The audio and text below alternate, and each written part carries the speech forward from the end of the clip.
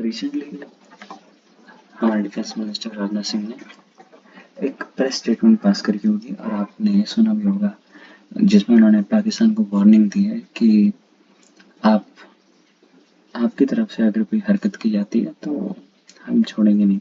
एक तरह से वार्निंग दी है कि कराची यहाँ से सर क्रीक वाले एरिया से पास नहीं। तो हम जानते हैं ये सर क्रीक एरिया है क्या, और इंडिया ने पाकिस्तान को वार्निंग क्यों किया है, क्या क्या रीजन है कि ये जगह न्यूज में है। तो आप पहले तो मैप में देखिए, सर क्रीक एरिया ये आपको ये वाली लाइन दिखेगी, ये वाली, ये किसके किसके बीच में, ये पाकिस्तान और इंडिया के बीच में। इंडिया का ये वाला रीजन रण ऑफ कच्छ और इनका ये वाला रीजन कहलाता है सिंध रीजन। इसके बारे में है। अब ये है क्या चीज, इसके बारे में और डिटेल से हम जानते हैं। सर क्रीक है क्या, एक तरह से टाइडल एस्चुरी है, टाइडल एस्चुरी। तो पहले तो आपको क्या पढ़ने की जरूरत है, पहले आप अपनी किताबें खोलेंगे और जाकर उसमें देखिए कि एस्चुरी क्या होती है। तो एस्चुरी जहां तक आपको डीप में पढ़ना है, क्योंकि जियोग्राफी का भी रीजन है। सीधे सीधे मैं बताऊं तो एस्चुरी क्या होता है, एक वो एरिया होता है जहां से नदियां समुद्र में गिरती हैं जाके। ठीक है जी, ये मान लो कोस्ट लाइन हमारी और ये यहाँ से नदी आ रही है। तो नदी जब आ रही होती है तो जिस तरीके से जा रही होती है ये समुद्र में, मान लो ये सी, तो ये पतला सा एरिया बनाती है, बहुत ऐसे ऐसे।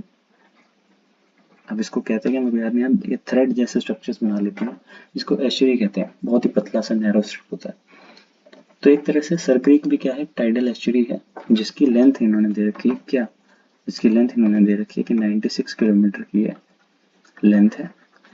मार्शी स्ट्रिप है।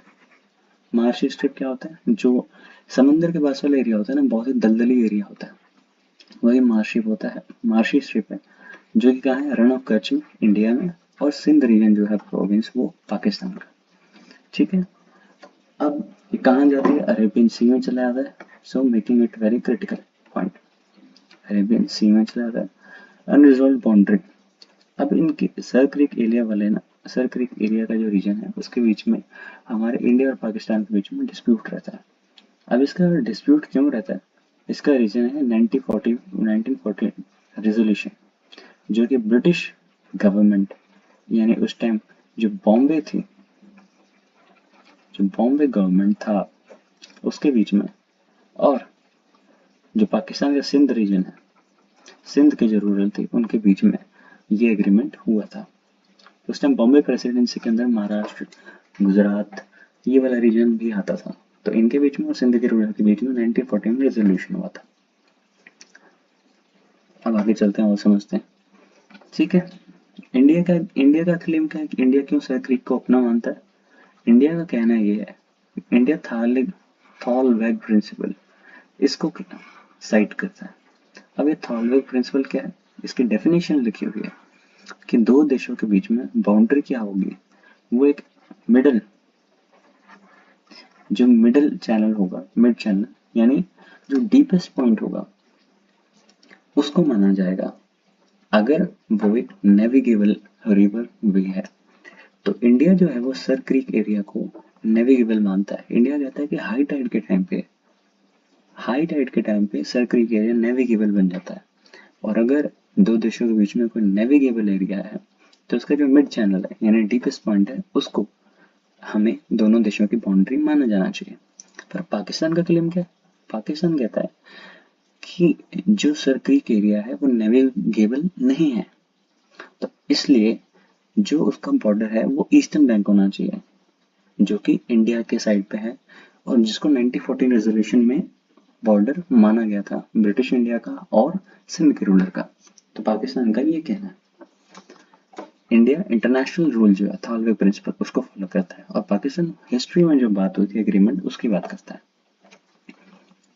अब ये जरूरी क्यों है, वो मार्शी एरिया जो दलदली एरिया इंपॉर्टेंस क्यों है इंडिया के लिए और पाकिस्तान के लिए, क्योंकि जो सर क्रीक का जो एरिया है, ठीक है, एक्सक्लूसिव इकोनॉमिक जोन, ये जो वर्ड है बहुत इंपॉर्टेंट वर्ड है यूपीएससी के पर्सपेक्टिव से, एसएससी के पर्सपेक्टिव से। ठीक है, अब किसी सर क्रीक का जो बाउंड्री है ना, वो डिटरमाइन करता है कि इंडिया और पाकिस्तान का एक्सक्लूसिव इकोनॉमिक जोन कितना हुआ। एक्सक्लूसिव इकोनॉमिक जोन बेसिकली होता गया है वो एरिया जहाँ पे नेशन के, मान लो ये ऐसे नहीं, मान लो ये बाउंड्री इंडिया की, तो इससे, इस बाउंड्री से ये जो 200, ये वाला जो रीजन है 200 नॉटिकल माइल्स का जो रीजन है बाउंड्री से, इस रीजन को कहा जाता है एक्सक्लूसिव इकोनॉमिक जोन। इस जोन के अंदर किसी एक कंट्री के राइट होता है कि आप फिशिंग कर सकते हो, एक्सप्लोरेशन कर सकते हो मिनरल रिसोर्सेज का। तो अगर बाउंड्री कॉम्प्रोमाइज होती है किसी कंट्री की, तो उसका एक्सक्लूसिव इकोनॉमिक जोन भी कॉम्प्रोमाइज होगा। इसलिए दोनों कंट्रीज के बीच में डिस्प्यूट है। और जो सर क्रीक वाला एरिया है, उस एरिया में रिसोर्सेज भी है। रिसोर्सेज कैसे रिसोर्सेज है, वहां पे oil, believed to hold significant untapped oil and natural gas reserves उस एरिया में। इसलिए वो रीजन इंपॉर्टेंट हो जाता है इंडिया के लिए भी और पाकिस्तान के लिए भी। तीसरा पॉइंट है फिशरीज का।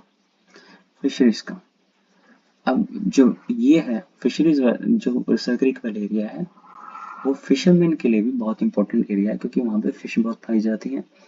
इसलिए वो एरिया भी important economic point of view से इंपॉर्टेंट आता है। और वो एरिया ऐसा है कि जहाँ पे प्रॉपर डिमार्केटेड बाउंड्रीज नहीं है, तो दोनों के फिशरमैन्स अक्सर देखे जाते हैं कि इंडिया के फिशरमैन को पाकिस्तान ने पकड़ लिया, क्योंकि वो क्रॉस करके बॉर्डर चला गया था फिशिंग करते हुए, तो प्रॉपर डिमार्केशन नहीं है। ये प्रॉब्लम्स भी होती रहती हैं। अब इसका स्ट्रेटेजिक पॉइंट क्या है, अब जो सर क्रीक है ना, उसकी प्रॉक्सिमिटी कराची से बहुत नजदीक है, around 250 kilometre, around 250 kilometre Karachi नजदीक है। इसलिए इस एरिया को स्ट्रेटेजिकली सेंसिटिव है। हमारे पास इन फ्यूचर पाकिस्तान के मन में डर बैठा रह सकता है कि सर क्रीक पे इंडिया का कंट्रोल है और हमारा कराची उससे बहुत पास है, तो इंडिया उस पॉइंट को यूज करके उसका इम्पैक्ट कराची पे डाल सकता है। ठीक है, और कराची एक इम्पोर्टेंट इकोनॉमिक हब है पाकिस्तान के लिए। और रिसेंटली पाकिस्तान ने क्या किया, इस पॉइंट को समझते हुए मिलिट्री इंफ्रास्ट्रक्चर में बहुत ज़्यादा खर्चा किया।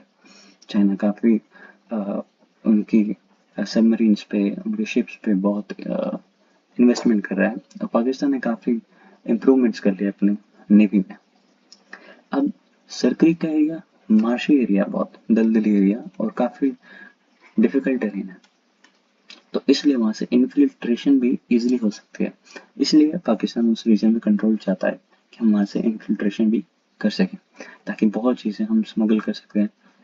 जैसे एग्जांपल 2008 का मुंबई अटैक्स भी हमारा कहाँ से हुआ था, उस सिमिलर रूट ही फॉलो किया गया था, सी के रूट से ही आया गया था। और सी पे अगर उस वाले रीजन में पाकिस्तान का कंट्रोल हो, तो हमारी सिक्योरिटी कॉम्प्रोमाइज हो सकती है।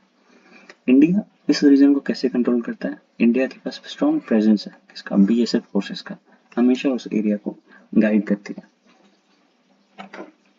अब ये कंक्लूजन है, आप अपने यूपीएससी मेंस में इसका थोड़ा बहुत पॉइंट यूज कर सकते हैं।